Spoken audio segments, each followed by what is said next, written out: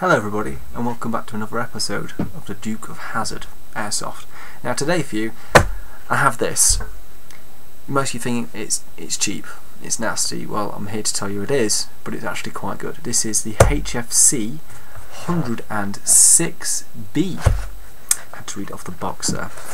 Let's open it up, see what you get. Inside, pellets, chuck them away. Not even worth looking at. Here you have the gun. Now when I got this, it didn't actually work. You put gas in, it peed it straight back out. But I took it apart. The hammer was resting on the gas valve. I tweaked it and it's fine. Now, as an actual airsoft gun, as a backup for your backup or as a backup, it's not too bad. It's quite accurate. It's got a bit of range on it, and it's cheap. It's like 25 quid.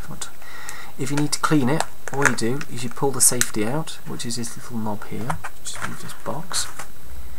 You lift that up, and it comes off. Pull it forwards, and you've got the internals. You've got your actual chamber, your barrel, and your magazine. Now, a top tip for this gun is put some electrical tape over there, because if you have big hands like mine, this magazine is spring fed. And all it takes is a little nudge and it comes out, especially when I'm holding it. And all your BBs float everywhere, and it is under tension when it's loaded. There's only that little thing there holding it in.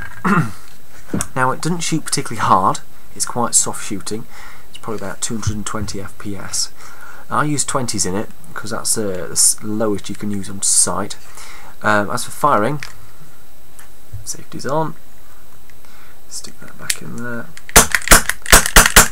It's quite good. As in all non-blowbacks, you've got to let the trigger get all the way back to the front before you can pull the trigger again. So, as good practice, pull the trigger and then ram your finger into the front of the pistol grip guard, and then back again. And that way you won't double shot, or you won't like, oh, what's happening? And then to put it back like that, take that out. Push it down and just stick your safety back in, preferably the right way.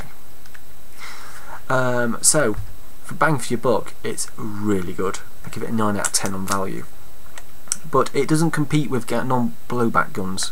It doesn't. If you come up against somebody who's got a Tokyo Marui or something like that, or a really hard-hitting gun, you're going to get your ass kicked. But it's not particularly noisy, and it's compact.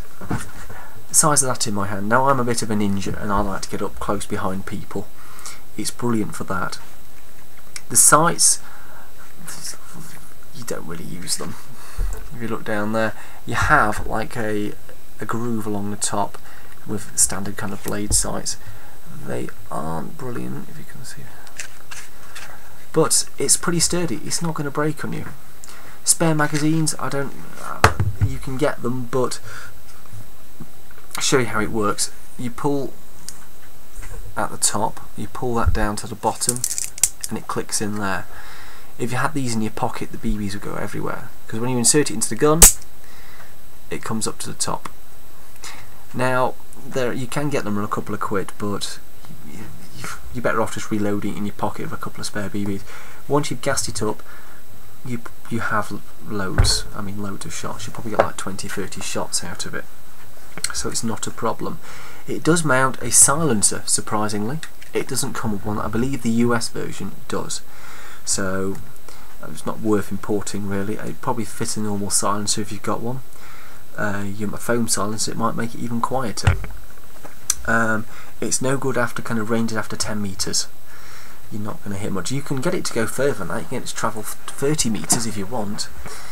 If you like, point it about up in the sky and you drop it on the head, but no, it's a good gun and I'd recommend buying it. You can get it off most major UK retailers at about £20. Anyway, thanks for watching. It's Duke of Hazzard out.